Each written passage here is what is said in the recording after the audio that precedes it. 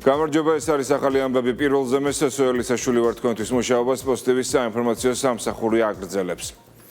ევროპული ინსტიტუტების უსამართლო ბრალდებების შანტაჟი და ზეწოლა სანქციებით, რა ბერკეტებს იყენებენ არაფორმალური ოლიგარქიული გავლენებით, მოქმედი ევროპული ინსტიტუტები საქართველოში Deep State-ის მორჩილი აგენტურის ხელისუფლებაში მოყვანისთვის მთავრობის მეთაურის განმარტებით, საქართველოში ხელისუფლების შეცვლა და მართული აგენტურის ჩანაცვლება არის მიზანი, რისთვისაც ევროპელი ბიუროკრატები და კონკრეტული ინსტიტუტები საქართველოს მიმართ უსამართლო ნაბიჯებს დგამენ.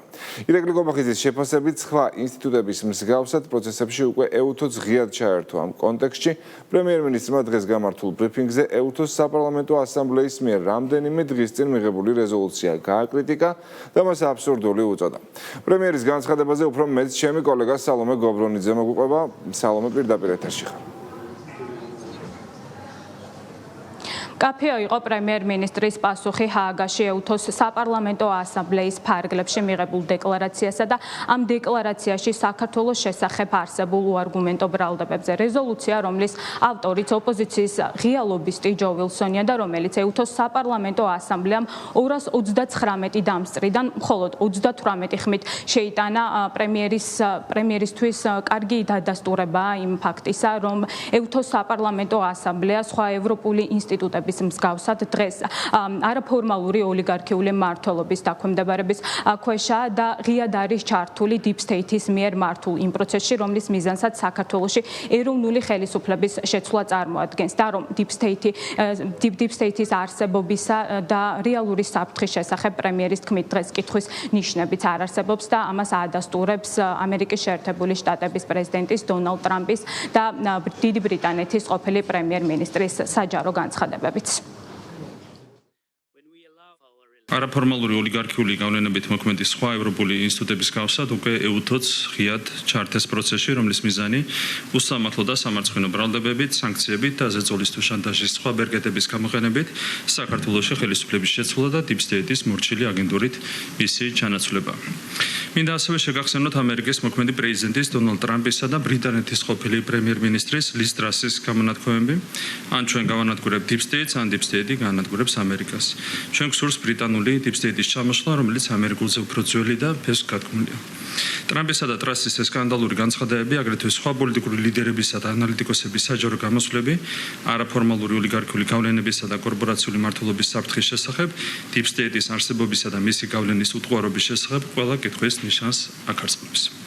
ამ ფონზე ლოგიკურია ევროპელი პოლიტიკოსების ბრალდებებიც იმასთან დაკავშირებით, რომ ბრიუსელი და ზოგადად ევროპული სტრუქტურები თუ ევროკავშირის წევრი ქვეყნების ხელისუფლების უმრავლესობა ანგარიშვალდებულია არა საკუთარი ამორჩევლის, არამედ სწორედ Deep State-ის წინაშე. შესაბამისად, მათ მიერ გატარებული პოლიტიკას თლიანად არაფორმალურ ოლიგარქიულ ინტერესებზეა აწყობილი. Deep State-ის გავლენა საქართველოში მიმდინარე პროცესებზე კონკრეტული მოვლენების ზედაპირული ანალიზითაც კი მარტივად დგინდება.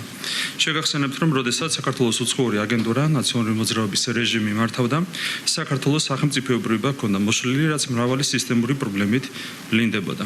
უხეში ავტორიტარიზმი, ადამიანის უფლების სისტემური და უხეში დარღვევა, გაყალბებული არჩევნები, უკანონო პატიმრებით გადავსებული ციხეები, სადამშრალო ინსტრუმენტად ქცეული სასამართლო და ძალოვანი სტრუქტურები, მონოპოლიზებული მედია, ბიზნესის რეგეტი, გარეთ დაკვეთით დაწყებული და ურთღეში წაგებული ომი, ეს იმ პრობლემების მხოლოდ არასრული ჩამონათვალია, რომლებიც Deep State-ის აგენტურის ავტორიტარულმა მმართველობამ საქართველოს შეუქმნა. ყველას გვახსოვს 2011 წლის 26 მაისი, როდესაც ნაციონალური მოძრაობის რეჟიმმა მშვიდობიანი მომიტინგეები ალყაში მოამწყდია და ისე რომ გასვლის საშუალებაც კი არ მისცა, უმოწყალოდ დაარბია, ხოლო რამდენიმე მომიტინგე მოკლა. მაშინ ხელისუფლების ამ და სხვა ამოძრზე ქმედებებს დასავლური ბიუროკრატია არათუ რეზოლუციებით ერთი კრიტიკული განცხადებითაც კი არ გამოხმაურებია. მეტიც საფრანგეთის მაშინდელმა ელჩმა რეჟიმის გამართლებაც კი იკადრა. იმ გარემოების გათვალისწინებით, რომ ევროკავშირის ქვეყნების ელჩების უმრავლესობა არა საკუთარ ქვეყანას და ხალხს, არამედ Deep State-ს წარმოადგენს, დიპლომატების ამგვარი ქმედებები იულად აიხსნება. იულად ახსნადია ისიც თუ რატომ იქცა საქართველო, ქართული ხალხი და მის მიერ კანონიერად არჩეული ხელისუფლება Deep State-ის მთავარ სამიზნედ 2022 წლის შემდეგ, როდესაც საქართველომ მეორე ფრონტის გახსნასა და რუსეთისთვის დაწესებულ სანქციებთან მიერთებაზე უარი თქვა. ანუ არ წავიდა ეროვნული ინტერესების წინააღმდეგ, 2008 წლისგან განსხვავებით არ წამოიღო Deep State-ის მორიგ ავანტურას და საკუთარი სუვერენიტეტის, მშვიდობისა და ეკონომიკის მტკიცედ დაცვა გადაწყვიტა. სწორედ საქართველოს ხელისუფლების პრინციპულ ეროვნულ პოზიციას უკავშირდება ჩვენი ქვეყნის წინააღმდეგ წამოწყებული აბსურდული, მაგრამ მძიმე პროცესი, რომლის ფარგლებში საქართველოს წინააღმდეგ იყენებენ ყველა იმ ბერკეტს, რომელიც deep state-ს აქვს არსენალში, მათ შორის ერთდროს ავტორიტეტულ ევროპულ ინსტიტუტებს. სწორედ ამ პროცესის ნაწილია ეუთოს საპარლამენტო ასამბლეის მიერ მიღებული რეზოლუციაც, რომელიც სრულად იმეორებს აბსურდულ ბრალდებებს, რომლებსაც არაფორმალური ოლიგარქიული გავლენებით მოქმედი ევროპული ბიუროკრატია საქართველოში რადიკალიზმისა და რევოლუციური პროცესების დასახალისებლად იყენებს, რაც მათი გათვლით საბოლოოდ ხელისუფლების ცვლილებით და ხელისუფლებაში მათი მორჩილი აგენტურის დაბრუნებით უნდა დასრულდეს. პრემიერმა დღეს კონკრეტული ფაქტებით და არგუმენტებით უპასუხა დოკუმენტში საქართველოს შესახებ არსებულ ყველა უარგუმენტო ბრალდებას. მათ შორის ირაკლი კობახიძის თქმით, აბსურდულია, როდესაც ეუთოს საპარლამენტო ასამბლეა ცდილობს საქართველოში არჩევნების შედეგები დააყენოს კითხვის ნიშნის ქვეშ, მაშინ როდესაც ეუთო ოდირს 2 წლის წინ არჩევნების შედეგების სანდოობა კითხვის ნიშნის ქვეშ არ დაუყენებია. ირაკლი კობახიძის თქმით, ამ დოკუმენტის მიკერძოებულობას ადასტურებს ისიც, რომ ეუთოს საპარლამენტო ასამბლეაზე არაფერი თქმულა სხვა პოსტსაბჭოთა ქვეყნებში ჩატარებულ არჩევნებთან და გამოვლენილ მძიმე დარღვევებთან დაკავშირებით. რეზოლუციაში გაშხერებული ბრალდებები, რომ აბსურდულია, ამას თავად ეუთოს დოკუმენტები და განცხადებებიც მოწმობს. ასამბლეის მიერ მიღებულ რეზოლუციაში ევჩქეშ არის დაყენებული 2022 წლის საპარლამენტო არჩევნების, ანუ იმ არჩევნების ლეგიტიმურობა, რომელიც თავად ეუთომ და ოდირმა შემდგარად და კონკურენტულად შეაფასეს. თავის შესახები ეუთოს საპარლამენტო ასამბლეაში შვეიცარიის დელეგაცია მწვანოს, რომელმაც სესიაზე აღნიშნა, რომ საქართველოს ჩატარებული არჩევნები იყო იდეალურად ორგანიზებული, სამართლიანი და არანაირი დარღვევა არ ყოფილა, თუმცა მისი შედეგები არაერთი ევროპული ქვეყნისთვის არასასიამოვნო აღმოჩნდა. უსიამოვნების მიზეზი მარტივია. Deep State-ის მიზნების საწინააღმდეგოდ 2024 წელსაც საქართველოს მოსახლეობამ გაცნობიერებული არჩევანი გააკეთა და არა აგენტურა, არამედ ეროვნული ხელისუფლება აირჩია. ეს რომ გაცნობიერებული არჩევანი იყო 2025 წელს ჩატარებული ადგილობრივი თვითმმართველობის არჩევნების შედეგებითაც დადასტურდა, სადაც მართულ პარტიას 1,100,000 მეტ ამორჩეველმა კიდევ ერთხელ გამოუცხადა მყარი ნდობა. რადგან არჩევნებზე ვსაუბრობთ, მიუხედავად იმისა, რომ სხვა ქვეყნის საქმეებში არ ვერევით, სამართლიანობისთვის აუცილებლად უნდა აღინიშნოს, რომ თუ ზოგიერთ პოსტსაბჭოთა ქვეყანაში ბოლო დროს ჩატარებულ არჩევნებს ან უკრაინაში ამ კუთხით არსებულ რთულ ვითარებას გადავხედავთ, იოლად დავწმუნდებით, რომ არაფორმალურ ოლიგარქიულ გავლენებს დაქვემდებარებულ ევროპულ ბიუროკრატიას პრობლემა მხოლოდ საქართველოსთან აქვს. სხვა ქვეყნებში ჩატარებულ არჩევნებს კი მრავალრიცხოვანი დარღვევების თუ დემოკრატიასთან შეუთავსებელი პროცესების მიუხედავად ისინი უპრობლემოდ აღიარებენ. საგულისხმოა, რომ ევროპულ ბიუროკრატიას საქართველოს გავსად პრობლემები ჰქონდა უნგრეთთან, ვიდრე ქვეყანას ვიქტორ ორბანი მართავდა, აგრეთვე სლოვაკეთთან და სერბეთთან, ანუ ქვეყნებთან, ხელისუფლებებთან და ლიდერებთან, რომლებიც გამოკვეთილად ეროვნულ პოლიტიკას ატარებენ. ეს ყველაფერი ცხადყოფს, რომ საქართველოს წინააღმდეგ მიმართული კოორდინირებული კრიტიკის არაერთ ტალღას რეალურად არც დემოკრატიის ხარისხთან და არც ადამიანის უფლებებთან არავითარი კავშირი არ აქვს. Deep State-ისთვის თავარი პრობლემა მოქმედი ხელისუფლებაა, რომელიც არაფორმალური ოლიგარქიული გავლენების, არამედ ეროვნული ინტერესების შესაბამისად მოქმედებს. ამიტომაა, რომ უკრაინაში ომის დაწყების დღიდან საქართველოს უსაფუძვლო კრიტიკისა და სრუბრალდებების ქარცეცხლშია გახვეული. ამ ფონზე ჩვენი თანამოქალაქეების გარკვეულ ნაწილს შეიძლება გაუჩნდეს ილუზია, რომ სხვა სახელმწიფოების გავსად, რომლებიც არაფორმალურ ოლიგარქიულ გავლენებს არიან დაქვემდებარებული, საქართველოს შეიძლება დახვეს Deep State-ის თამაშის წესებს და ამით ერთხელ და სამუდამოდ დაასრულოს ის ტურბულენტობა, რომელშიც ჩვენს ქვეყანას ევროპული ბიუროკრატია ამყოფებს. ამ ილუზიის თავს მოხვევაა სწორედ არაფორმალური ოლიგარქიული ძალის მიზანი. ეს არის ილუზია, რომლის ვერ შეცნობის ფასას დღემდე ეხდიან ერთ დროს ყველაზე წარმატებული ევროპული სახელმწიფოები. ეს არის ფასი, რომელმაც ეს ქვეყნები ეკონომიკურ სტაგნაციამდე, იდენტობის მოშლამდე და უმძიმეს ღირებულებით კრიზისამდე მიიყვანა. ფსევდოლიბერალური იდეოლოგიის გავრცელება, LGBT პროპაგანდა, მიგრანტების იძულებითი მიღება, სახელმწიფო სუვერენიტეტზე და ეროვნულ იდენტობაზე უარის თქმა, ეკონომიკის სტაგნაცია და ასე შემდეგ. სწორედ ასეთია Deep State-ის მიერ შეთავაზებული კომფორტის ფასი, რომელმაც ევროკავშირი და ევროკავშირის კონკრეტული ქვეყნები უმძიმე შედეგებამდე მიიყვანა. მოშლილ ეროვნულ, რელიგიურ და პიროვნულ იდენტობასთან ერთად ხაზგასასმელია უმძიმესი ეკონომიკური ტენდენციები. ხშირად გვითქვამს, რომ თუ 2008 წელს ევროკავშირის წილი მსოფლიო ეკონომიკაში 30% შეადგენდა, დღეს ეს მაჩვენებელი 18%-ზე ნაკლებია. შესაბამისად, თუ ვინმე ფიქრობს, რომ საქართველოს ხელისუფლებას არჩევანი აქვს და ამდენ აბსურდულ რეზოლუციასთან და რევოლუციის თელობებთან გამკლავებას deep state-ის თამაშის წესებზე დაყოლაჯობს, როგორც ამას თავის დროს ნაციონალური მოძრაობის რეჟიმი და უშუალოდ მიხეილ სააკაშვილი აკეთებდა, ყველას კარგად უნდა ესმოდეს, რომ ეს არჩევანი საქართველოს არამხოლოდ ეკონომიკის და ტრადიციული ღირებულებითი სისტემის განადგურებად, არამედ სუვერენიტეტის სრულად დაკარგვად შეიძლება დაუსწრეს, რადგან საქართველოს შემთხვევაში ხელისუფლების მიერ ეროვნულის გარდა ნებისმიერი სხვა ტიპის პოლიტიკის გატარება ქვეყნისთვის ეგზისტენციური საფრთხე შემცველია. არასუვერენული პოლიტიკის გატარების შემთხვევაში საქართველოს როგორც სახელმწიფოს ყოფნა არ ყოფნის საკითხი დადგება დღის ეს რიგში, რასაც საქართველოს მიმართ მეორე ფრონტის გახსნის მრავალგზის მოთხოვნაც მოწმობს. ამგვარად სუვერენიტეტის მტკიცედ დაცვის გარდა საქართველოს სხვა ალტერნატივა არ აქვს.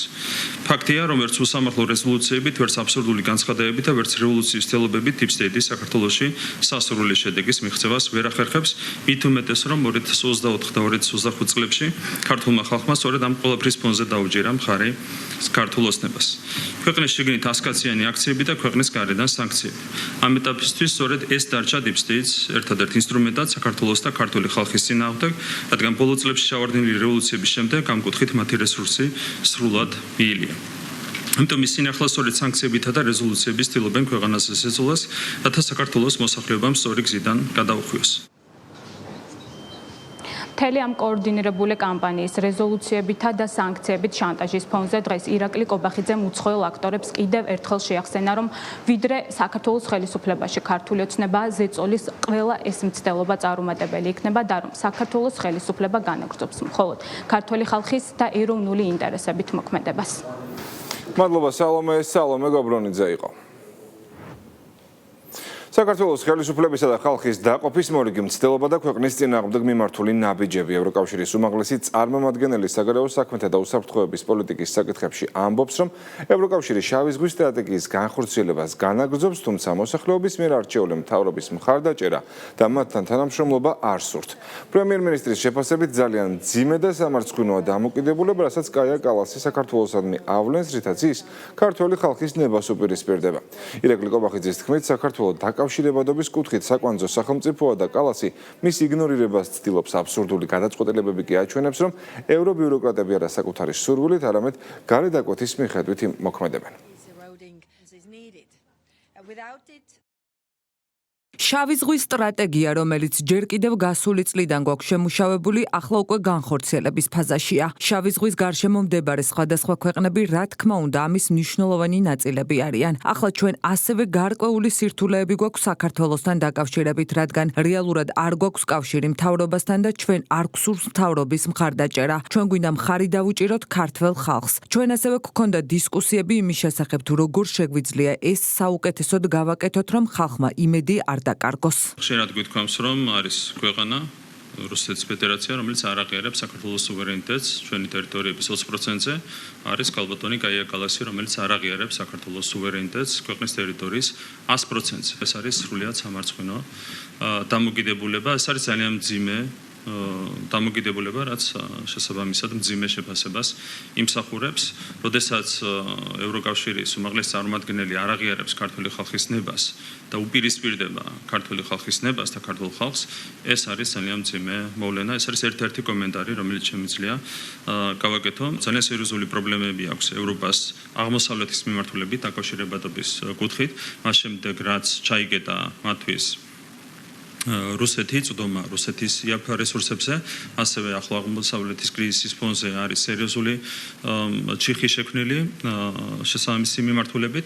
საქართველოს რჩება ერთადერთი ეფექტიანი გზად იმისათვის, რომ ევროკავშირმა შეინარჩუნოს მჭიდრო კავშირი აღმოსავლეთის მიმართულებით, მათ შორის სავაჭრო ეკონომიკური თვალსაზრისით, როდესაც ასე დროს გიჯერს საკუთარი ობიექტური ინტერესების შეცნობა, ეს კიდევ ერთხელ ნიშნავს იმას, რომ შენ მოქმედებ არა საკუთარი სუვერენული ინტერესების მიხედვით, არამედ გარე ძალების ინტერესების შესაბამისად.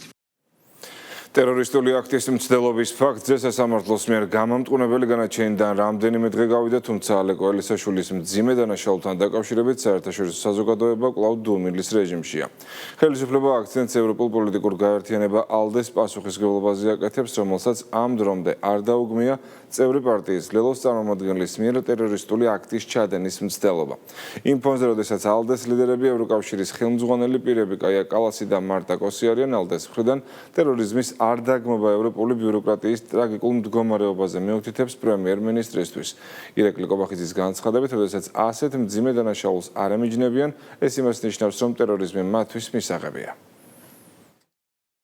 ტერორიზმის მიმართ სოლიდარობა არის სრულად ახალი მწვერვალი, რაც დაიპყრო როგორც ადგილობრივმა აგენტურამ, ასევე მათმა პატრონაჟმა ქვეყნის გარეთ.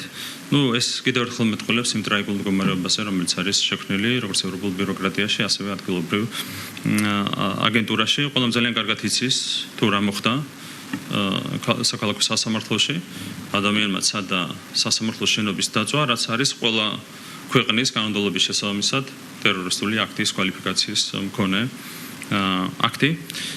აქედან გამომდინარე, ასეთ დროს არ გამიჯნა ასეთი ქმედებისგან თავისთავად მეტყველებს საერთო სულისკვეთებაზე, პოლიტიკური ტერორიზმი და ჩვეულებრივი ტერორიზმი, ზოგადი ტერორიზმი არის მათთვის აბსოლუტურად მისაღები მოვლენა, ეს არის მათი საერთო ხელწერა. მთლიანობაში რაც ისინი აკეთებდნენ მთელი ამ წლების განმავლობაში, ეს არის ერთგვარი ტერორი. ქართული ხალხის წინააღმდეგ მუდმივი რაღაც არეულობის მცდელობები, რევოლუციის სცენარების დაგეგმა, თუმცა ამ შემთხვევაში ამ ტერორიზმმა შეიძინა უკვე კონკრეტული დანაშაულის სახე, როდესაც ამას არ ემიჯნები, თავისთავად ბუნებრივია შეფრავს საკუთარ ბუნებას თავიდან ბოლომდე. თბილისის საერთაშორისო აეროპორტის გაფართოების პროექტი დაიწყო. პროექტში ტავ-ჯორჯია $150 მილიონ ინვესტიციას განახორციელებს, რომლის მეშვეობითაც თბილისის საერთაშორისო აეროპორტის გამტარუნარიანობა გაორმაგდება და წელიწადში 5 მილიონი მგზავრიდან 10 მილიონამდე გაიზრდება. ტავ-ჯორჯია თბილისისა და ბათუმის საერთაშორისო აეროპორტებს მართავს და საქართველოში ფრანგული საავიაციო გიგანტის Group ADP-ის წევრის TAV Airports-ის შვილობილ კომპანიას წარმოადგენს. თბილისის საერთაშორისო აეროპორტში დღეს სიმბოლურად დროის კაფსულა განთავსდა, როდის დასრულდება და რა კონკრეტული ცვლილებები განხორციელდება პროექტის ფარგლებში, მარიამ რატიანი გვერდება თემის დეტალებით. მარიამ, გისმენთ. ერთ-ერთი ყველაზე მასშტაბური ინვესტიცია საქართველოს საავიაციო ისტორიაში თბილისის საერთაშორისო აეროპორტის გაფართოებისთვის 2026-2028 წლებში ტავ-ჯორჯია $150 მილიონ მეტი ოდენობის ინვესტიციას განახორციელებს, რაც თბილისის აეროპორტში არსებულ მგზავრთ ნაკადს გააორმაგებს და თითქმის 10 მილიონამდე გაზრდის. ამ პროექტისადმი მიძღვნილ ღონისძიებაზე დამსწრე საზოგადოებას სიტყვით ქვეყნის პრემიერ-მინისტრმა, ეკონომიკისა და მდგრადი განვითარების მინისტრმა და ტავ-ჯორჯიას აღმასრულებელი კომიტეტის თავმჯდომარემ მიმართეს სიტყვით გამოსვლებისას ხაზი გაესვა პროექტის მნიშვნელობას, სამომავლო გეგმებს, ასევე საქართველოს მიღწევებს ბოლო წლების განმავლობაში, განსაკუთრებით რეგიონში არსებული დაძაბული ვითარების ფონზე, როგორც ეკონომიკის, ისე კონკრეტულად ტურიზმის მიმართულებაში. სიტყვით გამოსვლისას ეკონომიკის მინისტრმა ისაუბრა რეგიონში არსებულ მიმდინარე პროექტებსა და სამომავლო გეგმებზე, ასევე აქცენტები გაკეთდა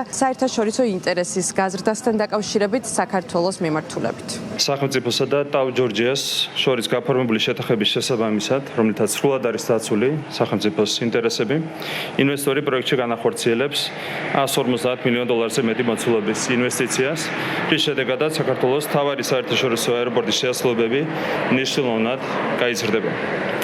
თბილისის საერთაშორისო აეროპორტი არის საქართველოს ერთ-ერთი უმნიშვნელოვანესი სტრატეგიული ინფრასტრუქტურული ობიექტი, რომელსაც ჩვენი ქვეყნის ეკონომიკური განვითარების, დაკავშირებადობის, ტურისტული და საინვესტიციო მიზიდულობის თვალსაზრისით საკვანძო ფუნქცია აკისრია.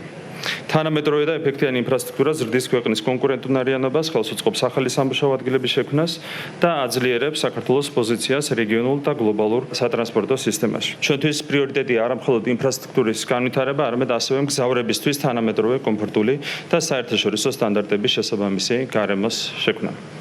ამ პროექტის მნიშვნელობა კიდევ უფრო იზრდება, განსაკუთრებით იმ ფონზე, როდესაც საქართველოს საავიაციო სექტორი სწრაფიტებით ვითარდება. ბოლო წლებში რეკორდულად გაიზარდა მგზავრთნაგადი, გაფართოვდა საერთაშორისო მიმართულებები და ქართულ ბაზარზე ოპერირება არაერთმა ახალმა ავიაკომპანიამ დაიწყო. წელს მგზავრთნაგადის რეკორდული ზრდა დაფიქსირდა საქართველოს სამივე საერთაშორისო აეროპორტში. თბილისის, ბათუმისა და ქუთაისის საერთაშორისო აეროპორტები გასულ წელს ჩამორად 8,5 მილიონ მგზავრს მოემსახურა. მთლიანობაში 25 წელი იყო რეკორდული ყველა თვალსაზრისით, როგორც გზავნაგადის ზრდის თვალსაზრისით, ასევე ზოგადად ტურიზმის სექტორის განვითარების თვალსაზრისით ჰქონდა რეკორდული შემოსავლები ტურიზმის სექტორში. ბოლო 5 წლის განმავლობაში საქართველოს ავიაბაზარზე ოპერირება 43 ახალმა ავიაკომპანიამ დაიწყო. მიმდინარე წელს პირველად ისტორიაში დანიის სამეფოსა და საქართველოს დედაქალაქები ერთმანეთს პირდაპირ საჰაერო გზით დაუკავშირდნენ. სულ რაღაც 2 დღეში საქართველოში ოპერირებას მესამე უმსხვილესი ჩინური ავიაკომპანია China Eastern დაიწყებს. ვიწყებთ ვაზიანის ახალი საერთაშორისო აეროპორტის პროექტს, რომელიც მნიშვნელოვნად გაზრდის ქვეყნის საავიაციო შესაძლებლობებს. პარალელურად ვაგრძელებთ რეგიონალური აეროპორტების ხელშეწყობას.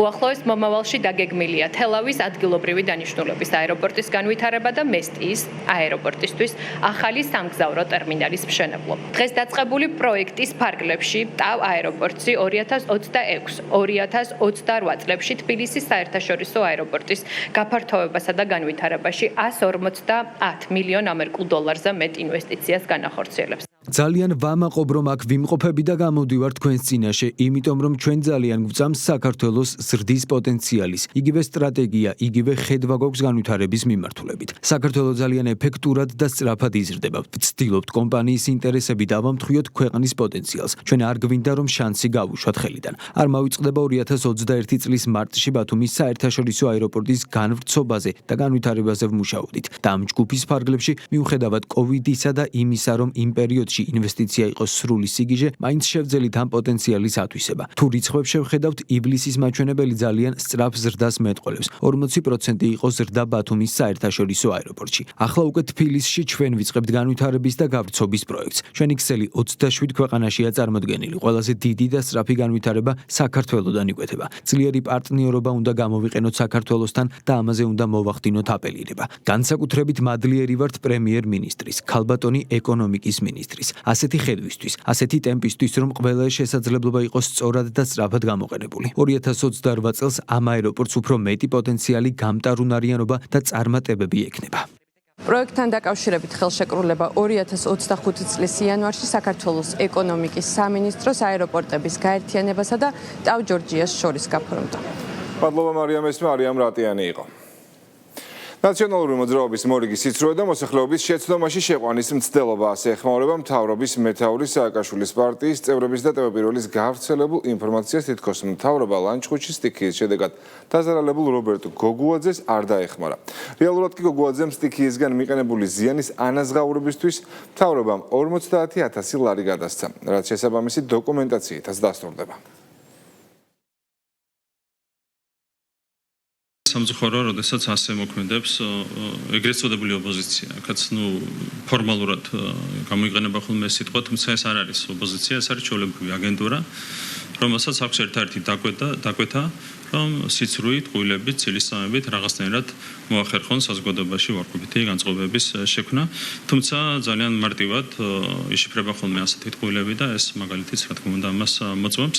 თლიანობაში დაგარგა ფასი იმ სიცრუემ, ცილისწამებამ, რასაც ვისმენდით ჩვენ, თითოეული ჩვენგანი, თითოეული ჩვენი თანამოქალაქე ამ ადამიანების მხრიდან, წლების განმავლობაში, მათი ტელევიზიების მხრიდან, შესაბამისად საზოგადოება ძალიან მარტივად არჩევს სიმართლეს და ყვილს ერთმანეთსგან.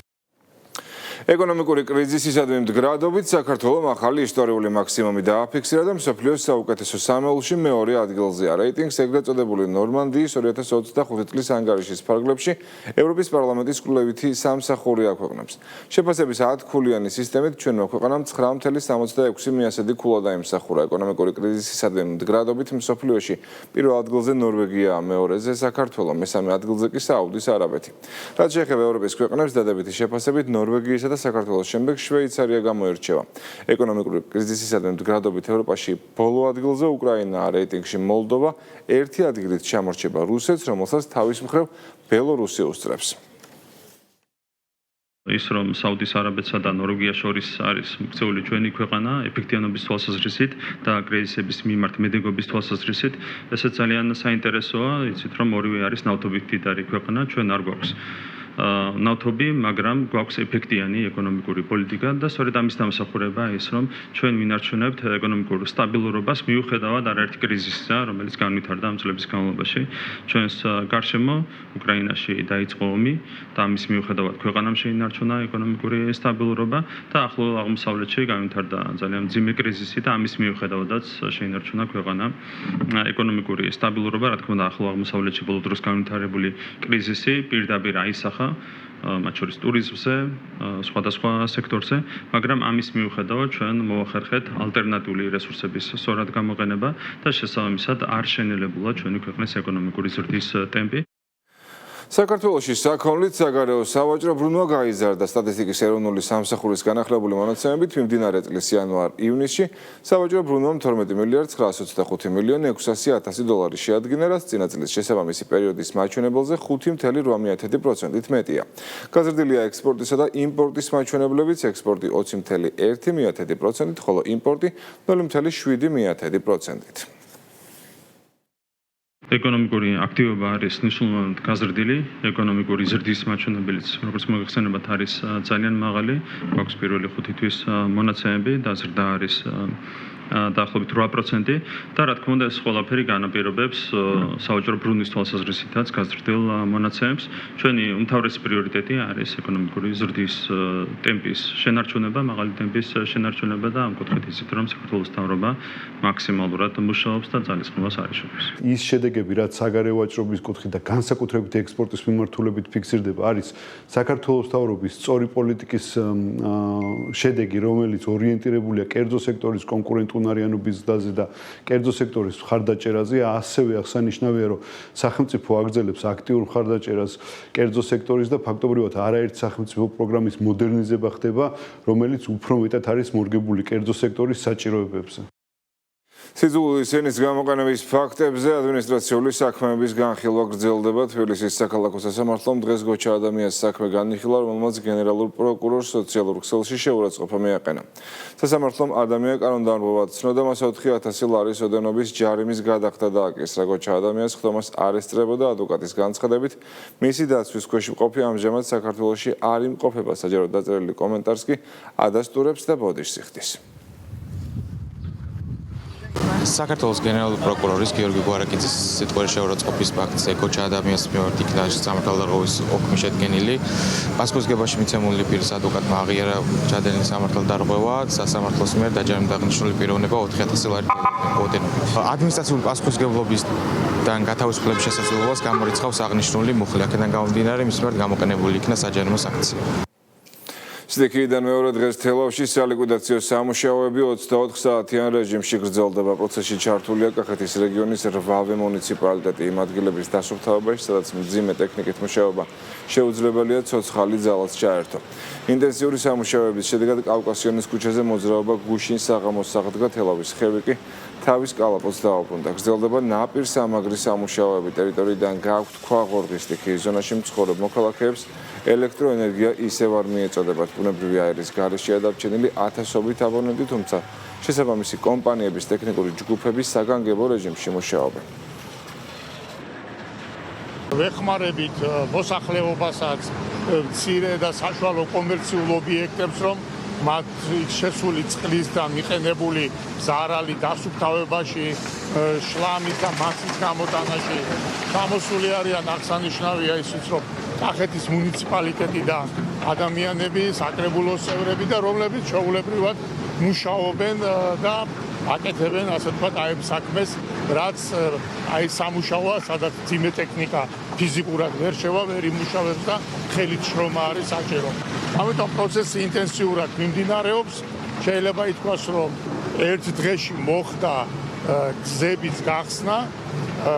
ეხლა ეტაპობრივად აღდგა თითქმის ყველგან გაზის მიწოდება, ელექტროენერგია ყველგან მიეწოდება, ასე რომ შეიძლება ითქვას, რომ ამ სტიქიის ლიკვიდაციის სამუშაოები ინტენსიურ რეჟიმში მიმდინარეობს და დასასრულისკენაც წავა. ჩვენ ახლა ვიმყოფებით თელავში, სეხნიაშვილის ქუჩაზე, სადაც მოხდა სტიქიური მოვლენები. ახმეტის მუნიციპალიტეტიდან წარმოდგენილები ვართ საკრებულოს და მერიის თანამშრომლების დაახლოებით 50 კაცი და როგორც ქუჩის გაწმენდაში ვეხმარებით ადგილობრივებს, ისე კომერციული ობიექტების დასუფთავებაში ვეხმარებით.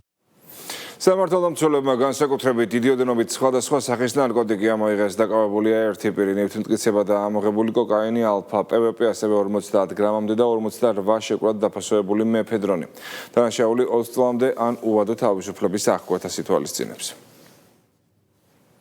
პოლიციამ ჯანმრთელობის განზრახ მსუბუქი დაზიანების ბრალდებით ერთი პირი დააკავა გამოძიების ცნობით წარსულში ნასამართლეულმა პირმა დედაქალაქის ერთ-ერთი ღამის კლუბის მდებარე ტერიტორიაზე ურთიერთშელაპარაკების ნიადაგზე ამავე კლუბის დაცვის თანამშრომელს ცივი იარაღის გამოყენებით ჯანმრთელობის დაზიანება მიაყენა. დაშავებული მამაკაცი შესაბამისი სამედიცინო დახმარების გაწევის მიზნით კლინიკაში გადაიყვანეს. დაკავებულს 3 წლამდე ვადით თავისუფლების აღკვეთა ემუქრება. შავი ზღვის წყლის ხარისხი საქართველოს სანაპიროს მთელ პერიმეტრზე ნორმის ფარგლებში მონიტორინგის უწყვეტ რეჟიმში გარემოს ეროვნული სააგენტო ყოველთვიურად 12 წერტილში ახორციელებს. ზღვიდან აღებული სინჯები ატმოსფერული ჰაერის, წყლისა და ნიადაგის ანალიზის აკრედიტებულ ლაბორატორიაში იგზავნება, რომელიც მაღალი სიზუსტის ხელსაწყოებითა აღჭურვილი და თანამედროვე სტანდარტებს სრულად აკმაყოფილებს. კვლევები ჰიდრო, ბიოლოგიურ და ქიმიურ პარამეტრებს განსაზღვრავს. გარემოს ეროვნული სააგენტო უწყვეტად თვეში ორჯერ ახორციელებს ზღვის წყლის მონიტორინგს სარფიდან განმუხურამდე. მონაცემის სიზუსტისა და აქტუალურობისთვის ველზე იზომება ქიმიოფიზიკური პარამეტრები, ხოლო სინჯების დეტალური და კომპლექსური კვლევა ატმოსფერული ჰაერის, წყლისა და ნიადაგის ანალიზის ბათუმისა და თბილისის ლაბორატორიებში კეთდება. გარემოს ეროვნული სააგენტოს ატმოსფერული ჰაერის, წყლისა და ნიადაგის ანალიზის ბათუმის ლაბორატორიაში სინჯების შემოსვლის შემდეგ ხდება კომპლექსური ანალიზები. ადგილზე ხდება ისეთი პარამეტრების განსაზღვრა, როგორებიც არის მძიმე მეტალები, ნუტრიენტები, ნავთობპროდუქტების შემცველობა და ასე შემდეგ. ეს პარამეტრები მნიშვნელოვანია, რათა შეფასდეს წყლის ხარისხი.